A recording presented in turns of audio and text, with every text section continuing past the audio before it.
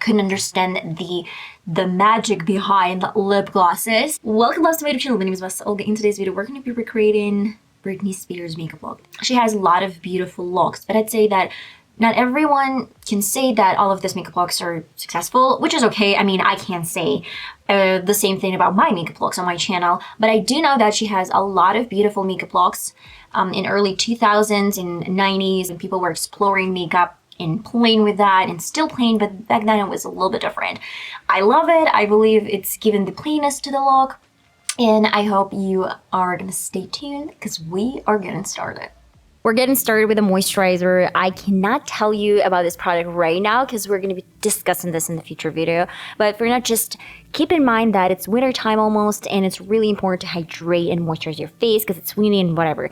On top, I'm using sunscreen. This has some extra hydration. You can skip this step, but I highly recommend using sunscreen. And of course, a little bit of face primer. This is definitely a step you can skip, but I wanted to add some extra hydration. That's why I just like, you can keep it as it is.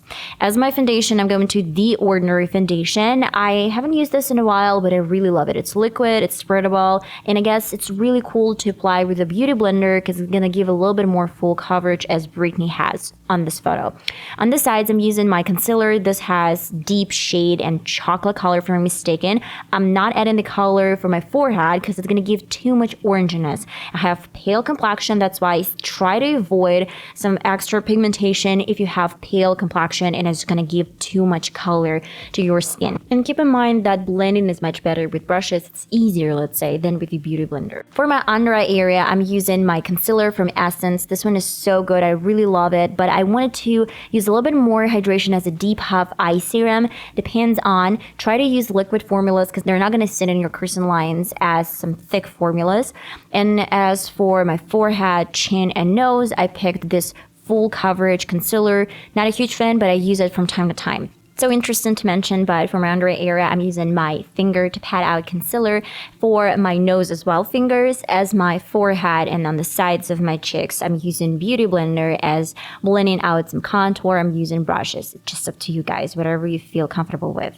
She has lots of glow underneath. That's why I went with my Makeup Revolution Obsession Moon Glow Scent Spray. You can skip it. It's totally optional. And of course, I used it before powders, but again, you can use it on top of powders, underneath powders, just gonna give too much, let's say, hydration to your skin. You can use absolutely any powder. I'm using Catrice matte powder, but you can use something translucent as well. As my bronzer, I'd go to MUA Makeup Academy. It's a little bit brighter than my complexion, let's say, but I was aiming for this bronzy makeup look that she had over her face, but I was blending vigorously with my brush. Okay, I used like this on the sides of the cheek, a little bit of forehead, and my nose as well. Nothing crazy, no snatching, just some good bronzer. As well, I used my Maybelline blush. I hate this blush, but this one has orange pigment, the one that she had. That's why I went to this blush.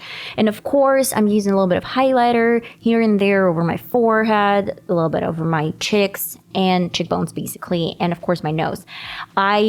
I see that it looks crazy and weird. That's why I'm using a little bit different fix and spray that has some leftovers from the previous Obsession Moon Glow Scent Spray. That's why it's looking really cool. And of course, as my brows, I outline them with my brow pencil, then fill them in, add a little bit of gel, and of course, I use my NYX sort of brow pencil to create some extra volume for my brows. It's up to you, whatever routine you prefer. As usual, my favorite part, I'm using my NYX primer. You can use anything, but I definitely wouldn't skip this step. And then I'm gonna set it with just some shimmery kind of like bluish, white-ish color from my Sephora palette. You can use anything. You can even use your highlighter. I guess it's gonna work out pretty much well. And I wanted to create this really nice dimension with my black pencil, and I added this over my waterline and on top of my lash line, really close to my lash line. Then the trick here is to go to some concealer brushes and then wet them with a beauty blender. You can go and just use some scent spray or just wet with some water and dab with a towel.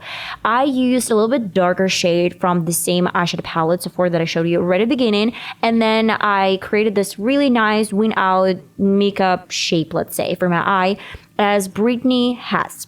Of course, she has a little bit of green. I wanted to find the best shade, but I guess my final palette tried to reduplicate it even more than the previous one from Morphe eyeshadow palette in James Charles. And you know, just like I'm using a mix of this shimmers, that shimmers, you can choose anything. For my brow bone, I used a lot of pigment, a lot of shimmers, because she has a lot of it. I guess you've guessed that it's a lot. I repeated the same things for my lower lid and then coated my lashes with mascara. That's pretty much it for eyes.